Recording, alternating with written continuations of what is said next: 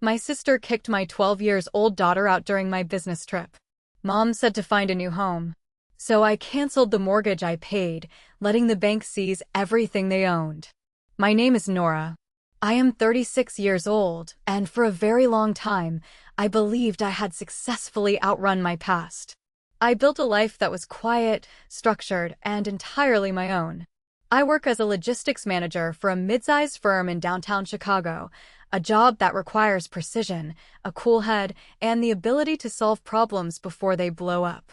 But my real job, the only one that truly matters to me, is being a single mother to my 12-year-old daughter, Ruby. Ruby is the center of my universe. She is smart, perceptive, and has this gentle empathy that always amazes me. We lived in a cozy, sunlit apartment right in the heart of the city. It was just the two of us, a perfect little team, and our life was a carefully constructed fortress against the chaos I had grown up with. Everything changed on a random Tuesday evening in late October. It was raining, that freezing, sideways Chicago rain, and Ruby and I were finishing up dinner when my phone started ringing. It was an unfamiliar number, but something compelled me to answer it. When I heard the voice on the other end, my stomach instantly dropped. It was my mother. Her voice sounded thin, frantic, and older than I remembered. She was begging me to come to the house immediately, saying it was an absolute emergency and that they had no one else to turn to. I hadn't spoken to my parents properly in 3 years. Before that, our communication was limited to awkward holiday cards and strained phone calls that lasted less than 5 minutes. The reason for our estrangement wasn't some sudden blowout. It was a deep, festering wound that had started when I was 18 years old. Standing in my kitchen with the phone pressed to my ear, the memories hit me like a physical blow. I remembered being 18, standing in the living room of my parents' house in the Naperville suburbs. I remembered the exact pattern of the ugly floral wallpaper and the way the afternoon light hit the carpet. That was the day my parents sat me down and calmly explained that they were draining my entire college tuition fund, money my grandfather had originally set aside, money I had been promised for years to pay for my older sister Stella's lavish, over-the-top wedding. I remembered screaming, tears streaming down my face, begging them to understand that this was my future, my education, my only way out. My mother had just looked at me with cold, flat eyes and said that my sister needed a proper wedding to impress her new husband's family, and that I was smart enough to figure out student loans like everyone else. They didn't even apologize.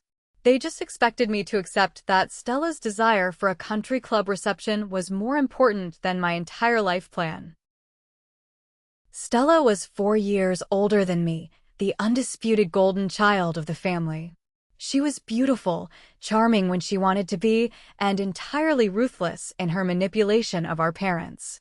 They worshipped the ground she walked on, treating her every whim as a command, while I was treated like an inconvenient roommate. After they gave away my future, I packed my bags, moved out, and worked 3 minimum-wage jobs to put myself through a community college, eventually clawing my way into a decent university program. I built my life from scratch, without a single dollar or a single word of encouragement from them. Now, 18 years later, my mother was on the phone, sobbing, begging the daughter she had thrown away to come and save them. My first instinct was to hang up. I wanted to tell her to call Stella, to let the golden child fix whatever mess they were in. But beneath the anger, there was a tiny, pathetic part of me that was still that 18-year-old girl, wondering what it would take for them to finally look at me and realize my worth. I told my mother I would be there in an hour. The drive from downtown Chicago to the Naperville suburbs took exactly an hour and 15 minutes in the rain.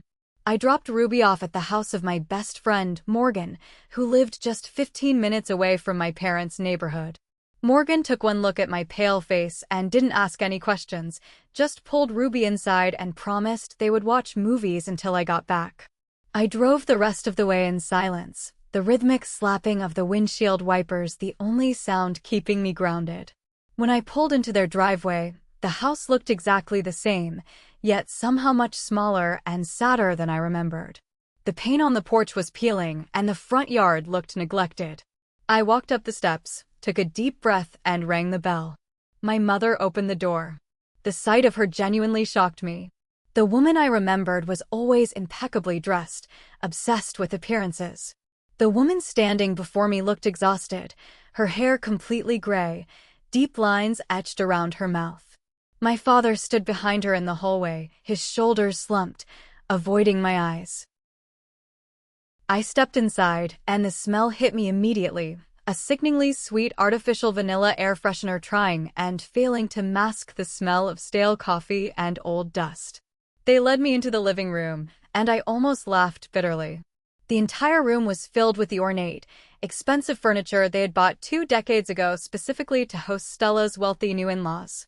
Now, the upholstery was frayed, the wood was scratched, and it just looked like a monument to their terrible financial decisions. I didn't sit down. I crossed my arms and told them to talk. My father finally spoke, his voice barely a whisper. He told me that they were 3 weeks away from losing the house to the bank. The story spilled out, predictable and infuriating. Stella's husband, Grant, had decided to start a high-end real estate venture a few years ago. He needed capital, but his credit was garbage.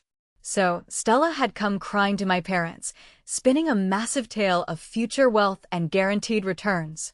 My parents, blinded by their absolute devotion to Stella, had co-signed a massive commercial business loan, using their fully paid-off house as collateral. Of course, Grant's business was a complete disaster. He went completely bankrupt, the business folded, and the debt collectors came knocking. Stella and Grant had simply stopped making the loan payments months ago, ignoring my parents' frantic calls. Now, the bank had initiated foreclosure proceedings. My parents had drained their meager retirement savings trying to keep up with the massive monthly payments, but they were completely tapped out. They were going to be evicted, thrown out onto the street with absolutely nothing.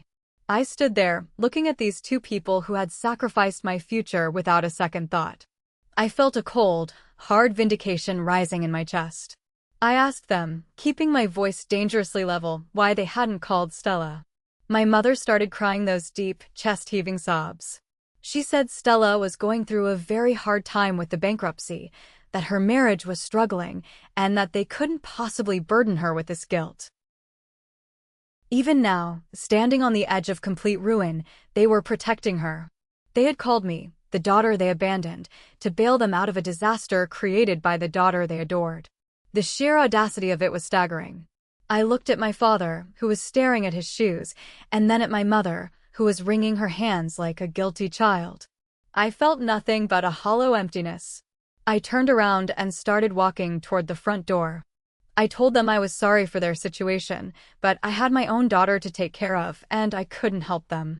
I reached for the doorknob, fully intending to walk out of their lives forever. My hand was on the cold brass of the doorknob when I froze. I stood there in the dimly lit hallway, my heart pounding against my ribs. I was seconds away from walking out, from letting the bank take everything, from letting them reap exactly what they had sown. But then, an image of Ruby flashed into my mind. Just a week ago, Ruby had been looking at a friend's social media post, a massive family gathering with grandparents, cousins, aunts, and uncles.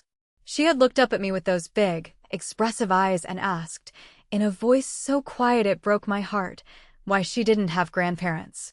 I had given her a sanitized version of the truth, saying that sometimes families drift apart, but I knew it wasn't enough. Ruby was a child who craved connection. She had an immense capacity for love, and she had a gaping hole in her life where a massive, chaotic, loving extended family was supposed to be. This is the insidious nature of the sunk cost fallacy. It wasn't about the money, it was about the desperate, lingering hope that maybe, just maybe, I could fix this.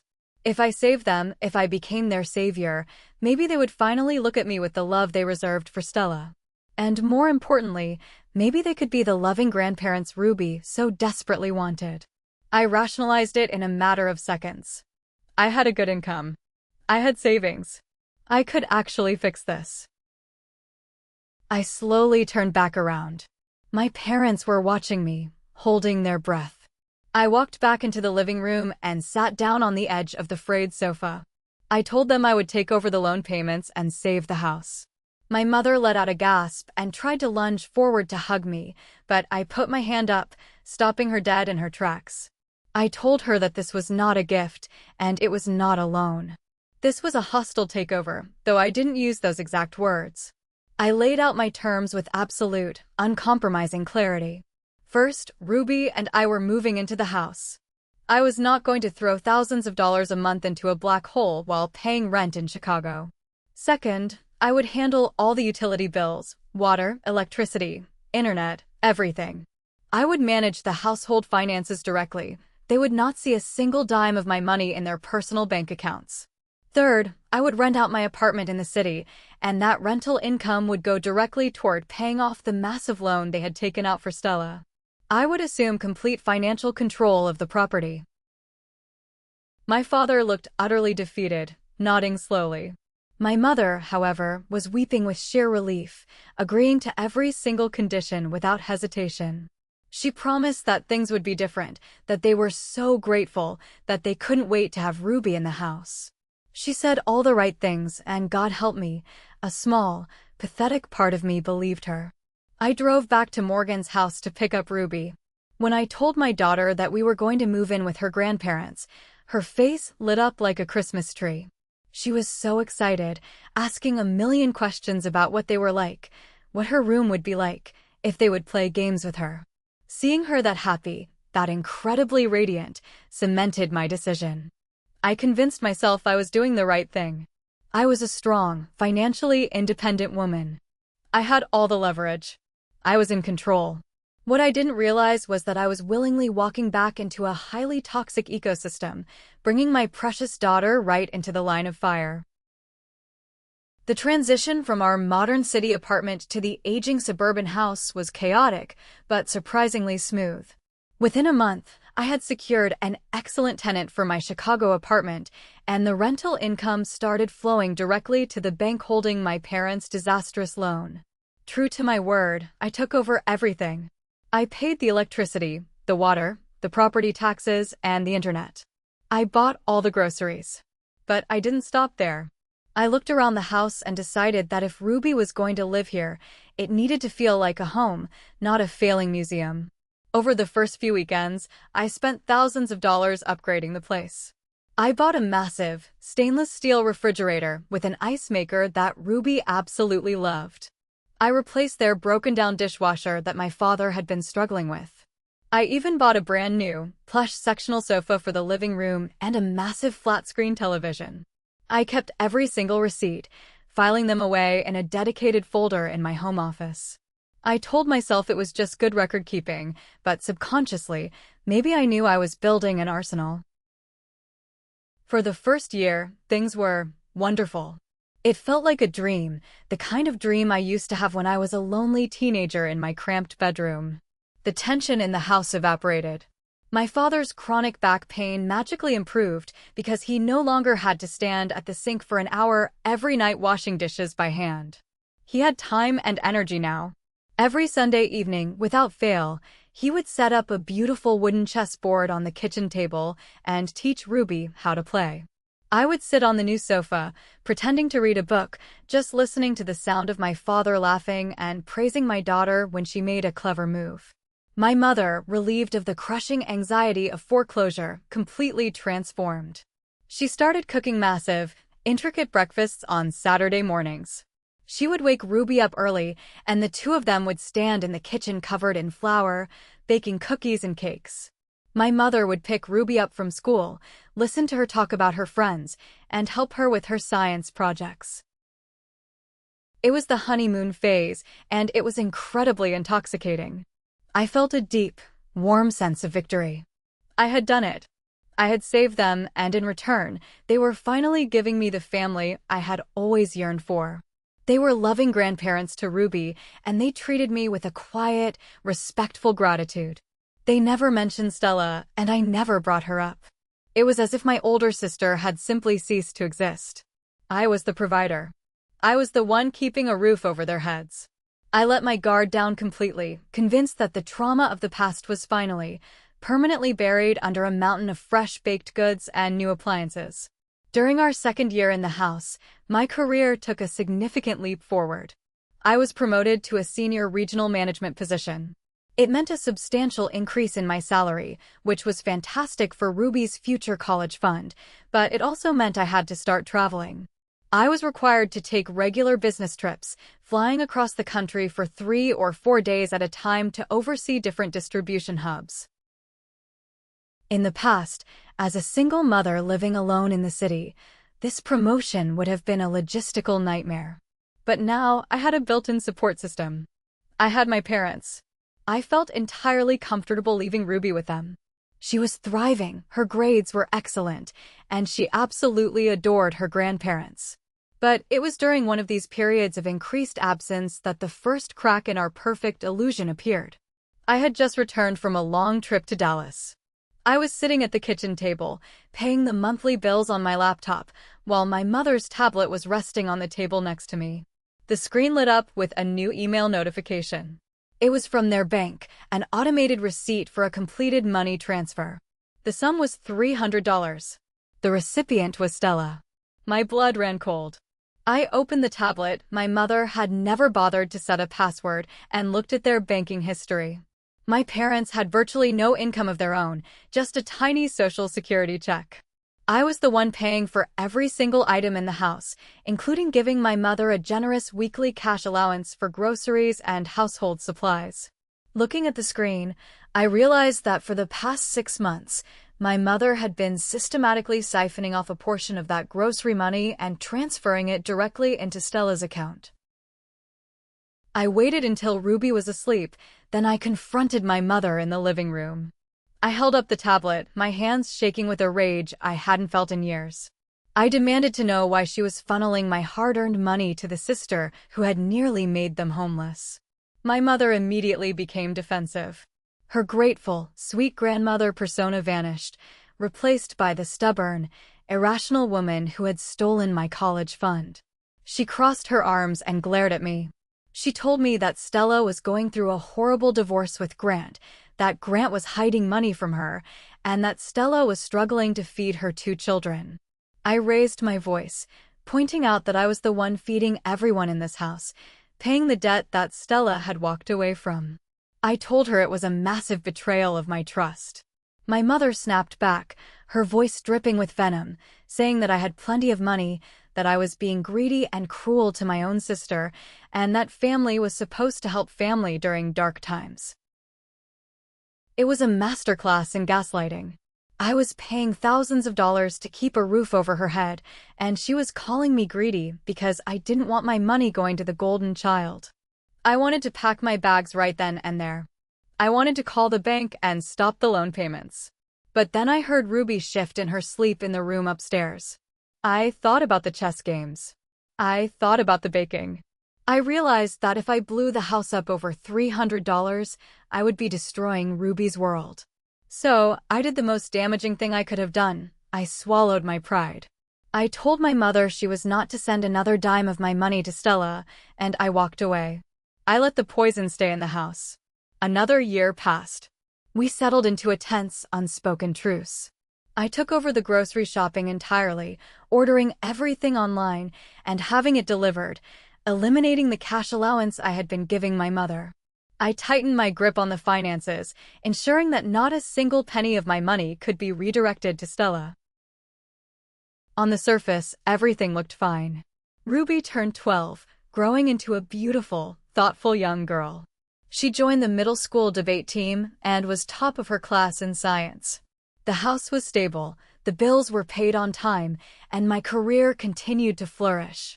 The loan balance at the bank was slowly but steadily decreasing. But the atmosphere in the house had fundamentally shifted. The honeymoon was over. The chess games between my father and Ruby became less frequent, often replaced by my father sitting in his recliner, staring blankly at the television. My mother still cooked, but the joyful baking sessions with Ruby stopped. Instead, my mother was constantly on her phone. Whenever I walked into a room, my mother would quickly end her phone calls, whispering hurried goodbyes. I knew it was Stella. The phantom presence of my older sister hung over the house like a thick fog. Through overheard fragments of conversation and the tense whispers between my parents, I pieced together the situation. Stella's divorce from Grant was finalized, but she hadn't gotten the massive payout she had expected. She was living in a cramped apartment. She refused to get a job because she claimed her mental health was too fragile, and she was constantly complaining to my parents about how unfair her life was. I watched my parents slowly regress. The healthy, relaxed people they had been during our first year disappeared. They became anxious, constantly wringing their hands, their eyes filled with a familiar, desperate devotion to their golden child. They were emotionally consumed by Stella's manufactured dramas, thousands of miles away. I tried to ignore it. I focused entirely on Ruby and my work. I told myself that as long as Stella was in another state, as long as she wasn't physically in our space, we were safe. I had built a fortress. I paid the mortgage, I owned the furniture, I controlled the environment. I was the absolute authority in the house, and I believed that my financial power made me invulnerable. I was so incredibly naive. I thought I had bought peace, but all I had really bought was a front-row seat to the impending disaster. I had built a beautiful, comfortable stage for the parasites to return to. Before I get into exactly how my entire world was flipped upside down, please take a second to hit the like button on this video, subscribe to the channel, and drop a comment below telling me the name of the city you are living in. Every single comment helps push this story out to more people, and I really appreciate the support. It happened on a Friday afternoon in early September. I had just returned from a grueling 4-day logistics conference in Atlanta. I was exhausted, my feet ached, and all I wanted was to take a hot shower, order a massive pizza, and watch a movie with Ruby. I pulled my car into the driveway and immediately noticed something was wrong. There was a strange, battered SUV parked crookedly on the grass near the front porch. I unlocked the front door and pushed it open, stepping into absolute chaos. The entryway was completely blocked by a mountain of cheap, overflowing suitcases, cardboard boxes, and garbage bags filled with clothes. The smell of vanilla was gone, replaced by the sharp, pungent scent of cheap perfume and stale fast food.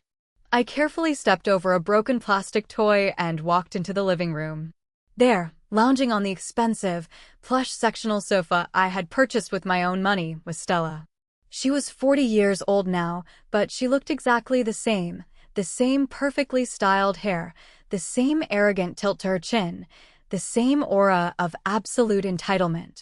She was wearing sweatpants and a silk robe, scrolling aggressively on her phone while eating popcorn out of a bowl, dropping kernels onto the carpet. Sitting on the floor, mesmerized by the giant television I had bought, were her 2 children. Penelope, who was 10, was painting her fingernails, accidentally spilling pink polish onto the expensive rug. Wyatt, who was 6, was violently smashing a toy truck repeatedly against the wooden coffee table. My parents were hovering nervously at the edge of the room. My mother was holding a tray of freshly cut fruit, offering it to Stella like a servant serving a queen. My father was holding a trash bag, diligently picking up the wrappers and tissues Stella had casually tossed onto the floor. I stood frozen in the doorway, my overnight bag slipping from my shoulder and hitting the hardwood floor with a loud thud. Stella finally looked up from her phone. She didn't look embarrassed. She didn't look apologetic. She looked at me with a lazy, triumphant smirk. "Oh, hey Nora," she drawled, her voice dripping with fake sweetness. "Look who finally decided to come home. You're blocking the light." I looked at my parents. They both completely avoided my eyes. My mother quickly set the fruit tray down and scurried over to me, grabbing my arm and trying to pull me toward the kitchen.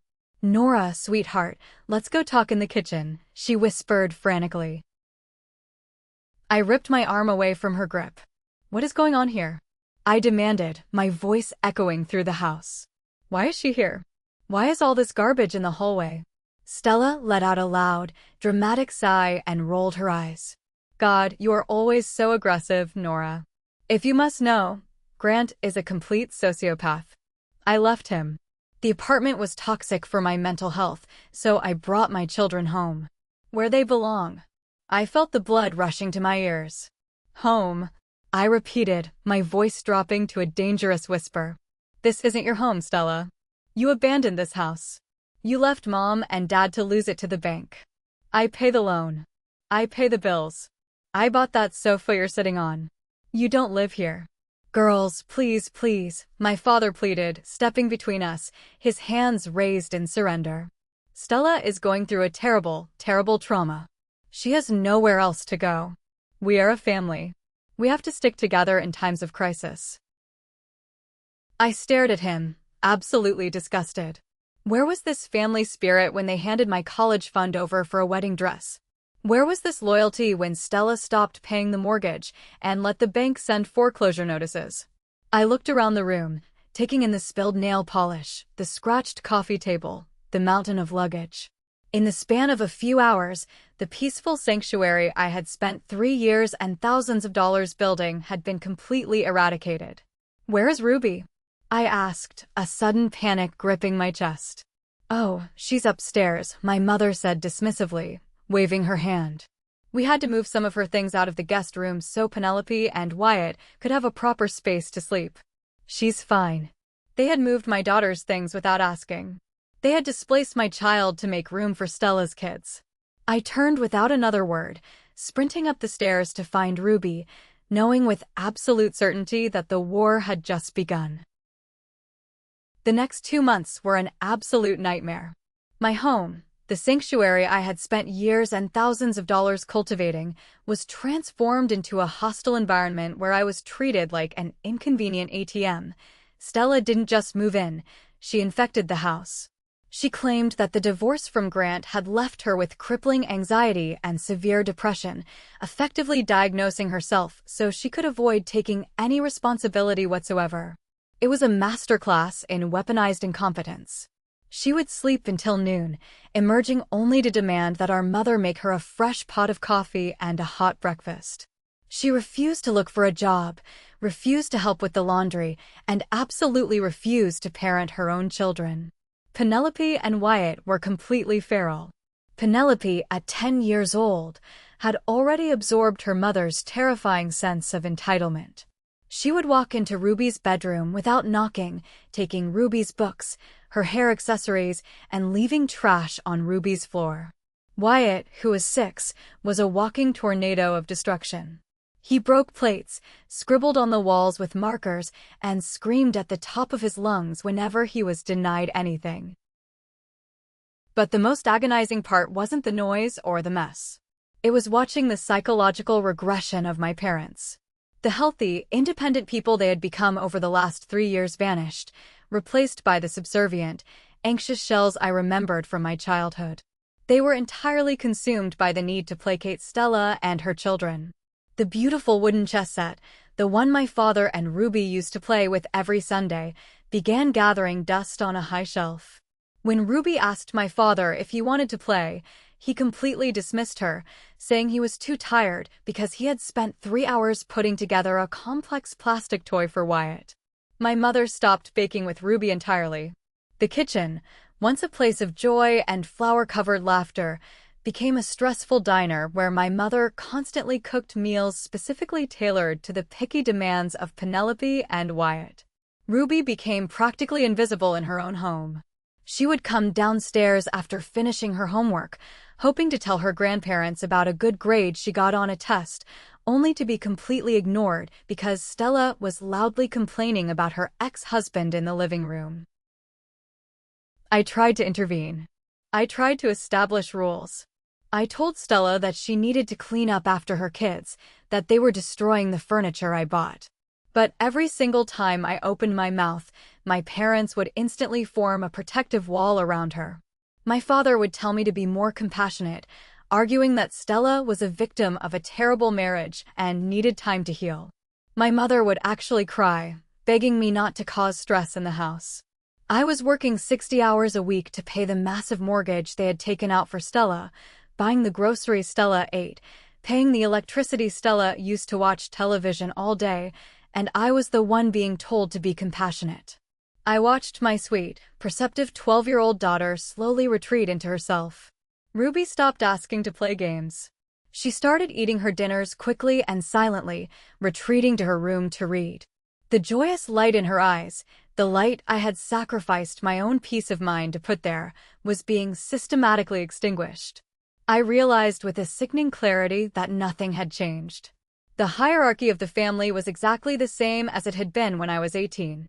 Stella was the queen, my parents were her loyal servants, and I was just the peasant forced to finance the kingdom. The disrespect quickly escalated from passive neglect to active malice.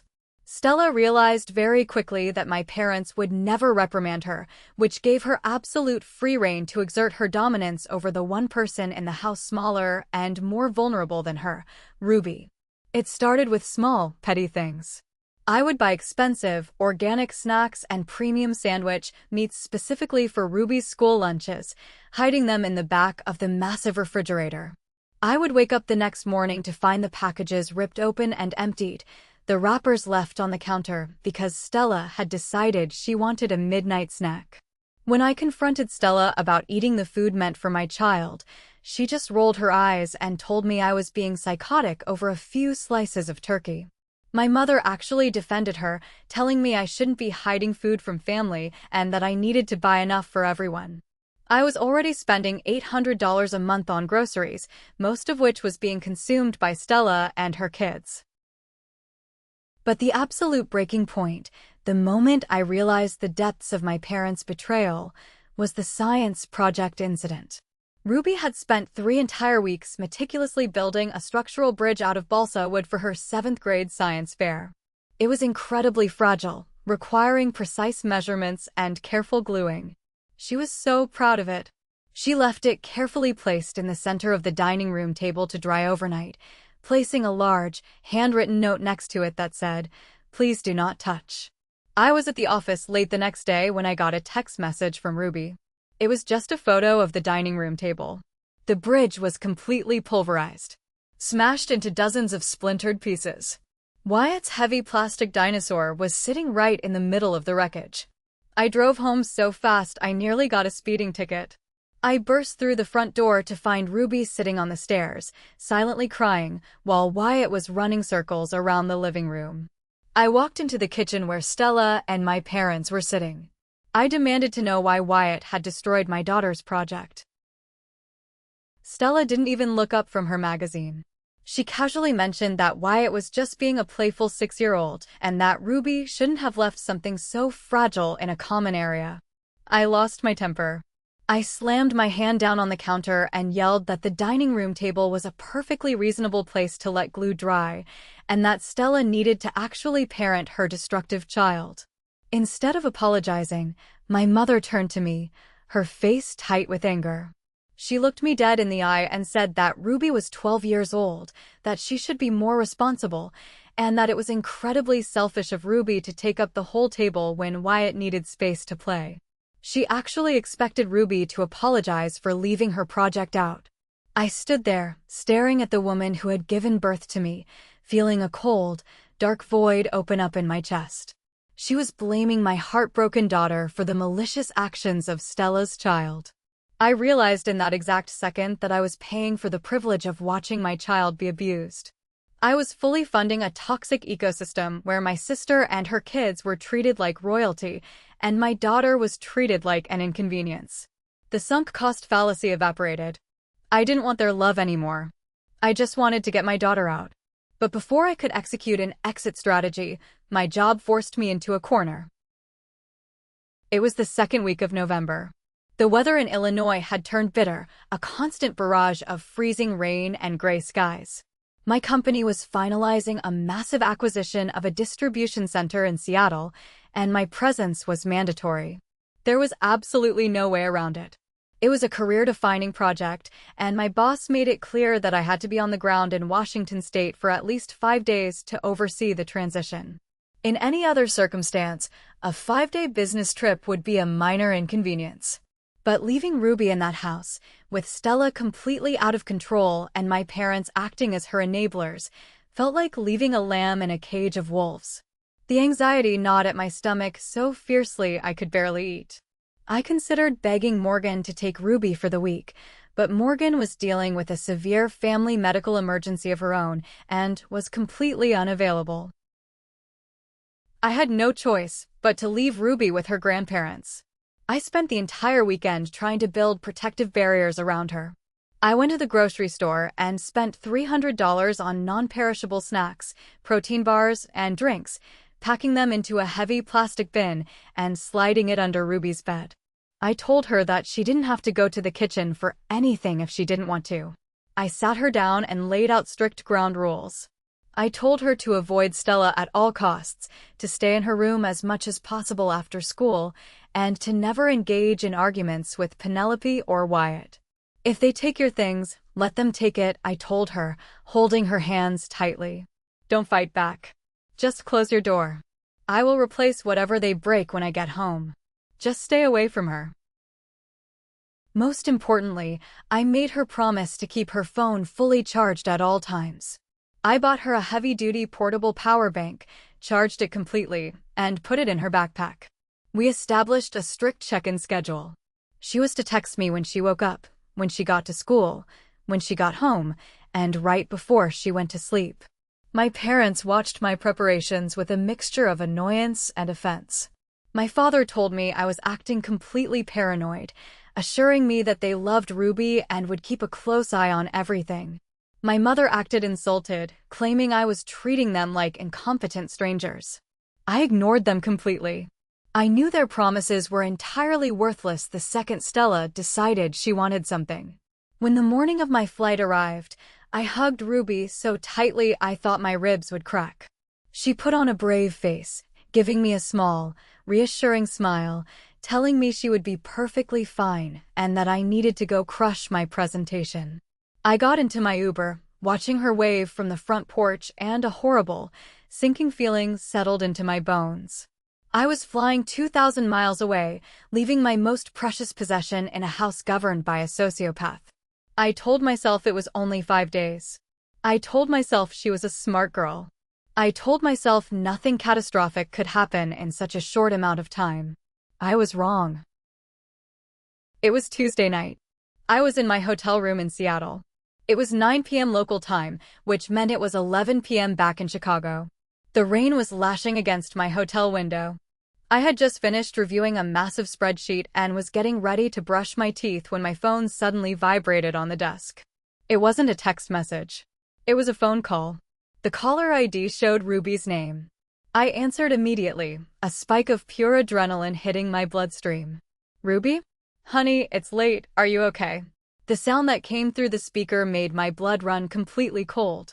It was the sound of harsh, freezing wind, followed by the sound of my daughter hyperventilating, sobbing so hard she could barely catch her breath. Mom, she choked out, her teeth audibly chattering. Mom, please. Help me. I shot up from the desk, my heart hammering against my ribs. Ruby, where are you? What is happening? Through the violent sobs and the sound of the sleet hitting the phone, she told me the most horrific story I have ever heard.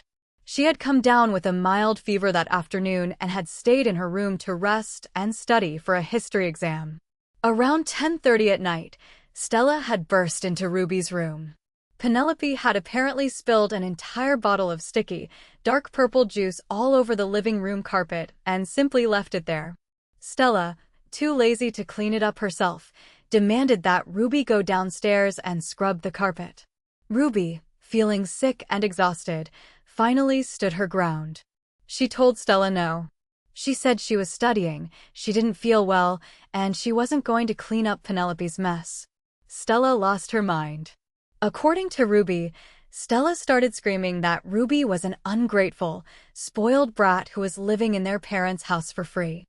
Stella grabbed Ruby by the upper arm, her nails digging into the skin, and violently dragged my 12-year-old daughter down the stairs. Ruby fought back, screaming for her grandparents. My parents came out of their bedroom. They stood in the hallway. They watched as Stella dragged my crying, feverish daughter to the front entryway. Stella opened the heavy front door and physically shoved Ruby out onto the concrete porch into the freezing November rain. And then, Ruby sobbed, her voice breaking completely. And then Grandma just looked away. And Aunt Stella slammed the door. I heard the deadbolt lock.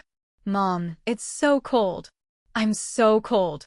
I felt a blinding, terrifying rage consume every single cell in my body. Ruby, listen to me, I said, forcing my voice to remain calm and steady despite the fact that I wanted to murder someone. Do you have the power bank? No, she cried. Aunt Stella came into my room this afternoon and unplugged my phone and the power bank to charge Wyatt's iPad. My phone only has 12% battery. Mom, I don't know what to do.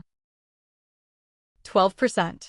She was locked out in freezing sleet in the middle of the night, sick, with a dying phone. The absolute cruelty of it was unfathomable. My sister had deliberately isolated my child and thrown her to the elements, and my parents had stood by and watched.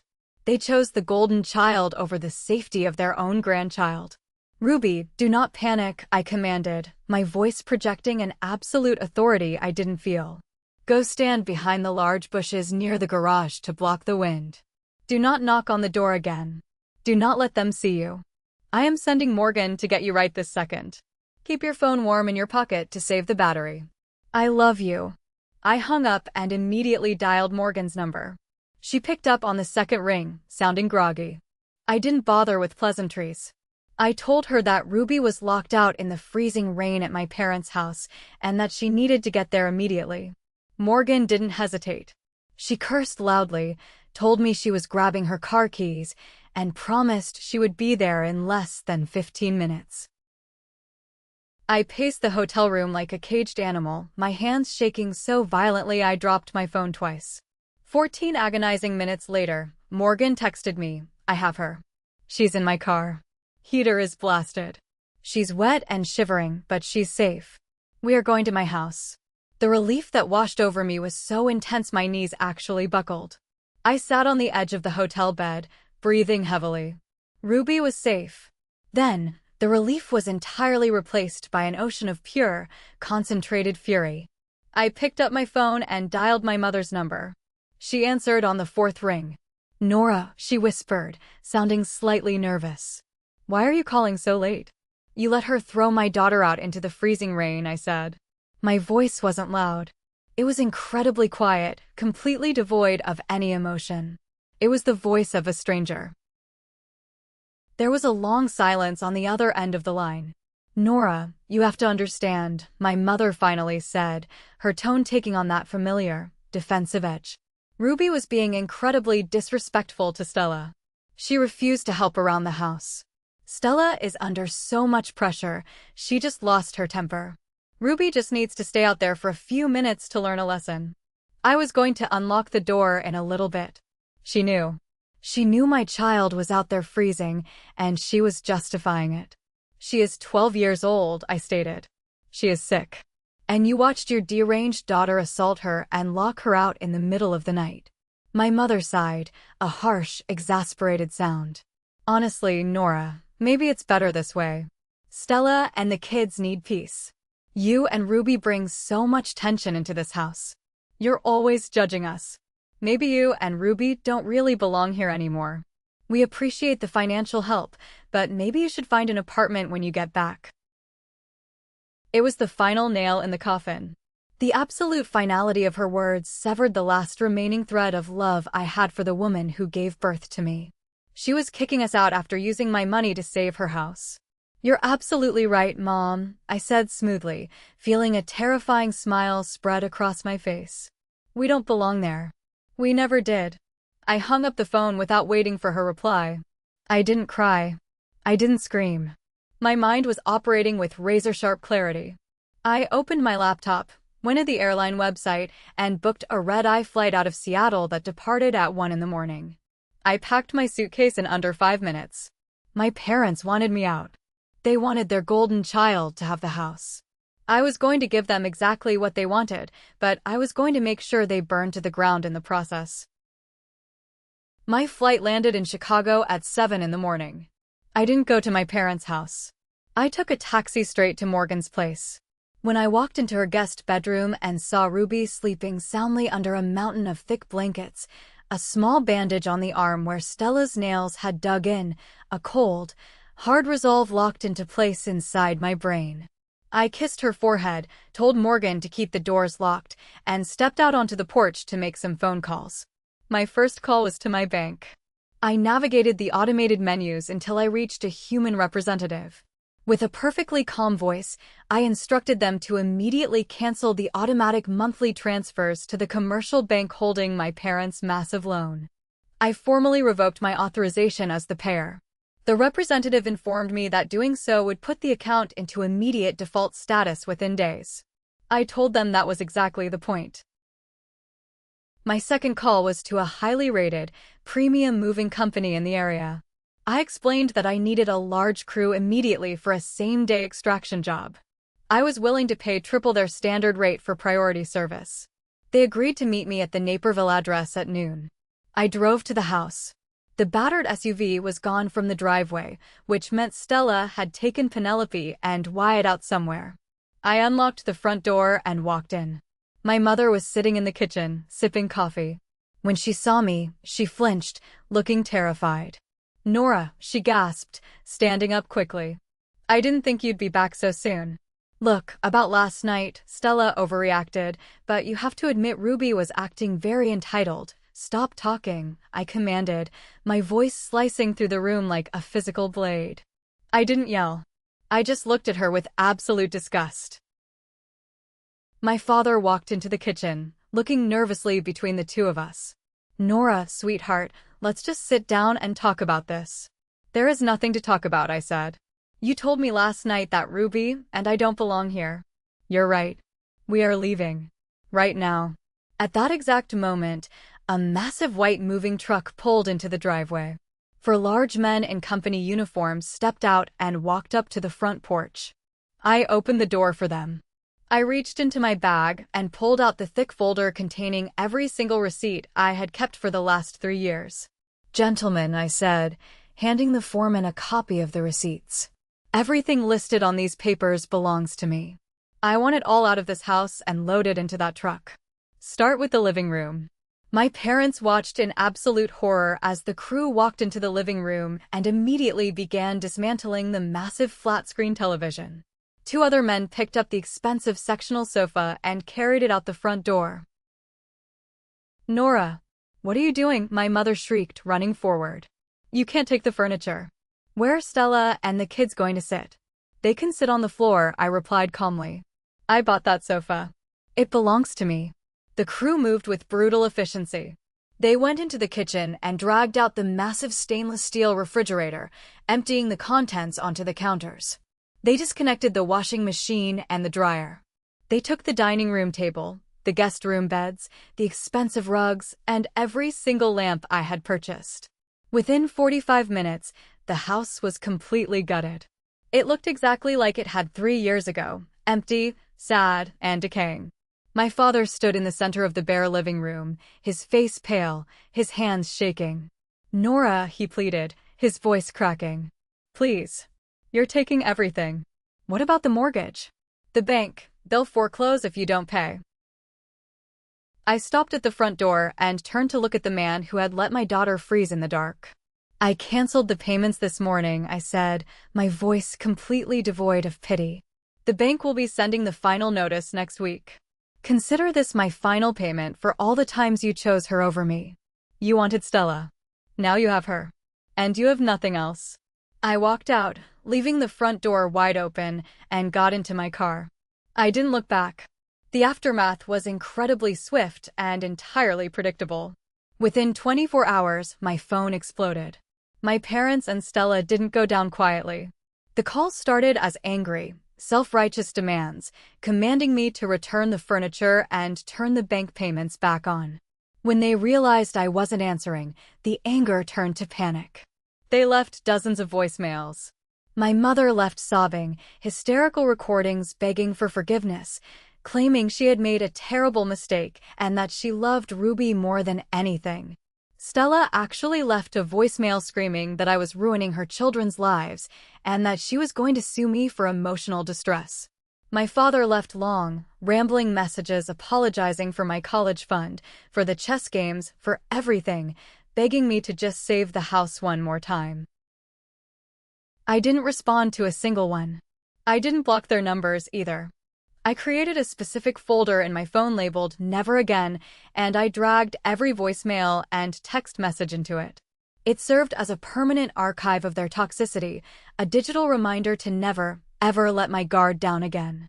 Without my money propping them up, the illusion of their stability shattered instantly. The bank moved with ruthless speed. Because the loan had been in default for months before I took over, the grace period was completely gone. Within 60 days, the foreclosure was finalized. They were officially evicted. Through the family grapevine, I heard the miserable details. The bank seized the house and everything inside it. My parents and Stella, completely broke, were forced to move into a tiny, two-bedroom apartment in a terrible neighborhood. My parents, who were supposed to be enjoying their retirement, had to take jobs as greeters at a big-box store just to afford basic groceries because Stella still refused to work. Stella, suddenly stripped of her luxurious lifestyle and her enabler's money, spent all her time complaining on social media about her narcissistic sister who had destroyed her life. They were trapped in a miserable, cramped prison of their own making. Meanwhile, my life with Ruby blossomed in ways I never thought possible. We moved back into a beautiful, spacious apartment in the city, the one I had originally rented out. Without the massive financial drain of paying off Grant's bankruptcy loan, my savings account skyrocketed. Ruby completely recovered from the trauma. Free from the constant bullying and the psychological warfare of that house, her grades shot back up to perfect scores. She joined a local chess club and won a regional tournament. On weekends, instead of hiding in a bedroom from a toxic aunt, we traveled. We took trips to New York, went hiking in Colorado, and spent a week on the beaches of Florida. We were genuinely, fundamentally happy. Sometimes, when I'm sitting on the balcony of our apartment, watching the city lights with a cup of coffee, I think about that dilapidated house in the suburbs. I think about my parents, exhausting themselves to support a daughter who will bleed them dry until the day they die.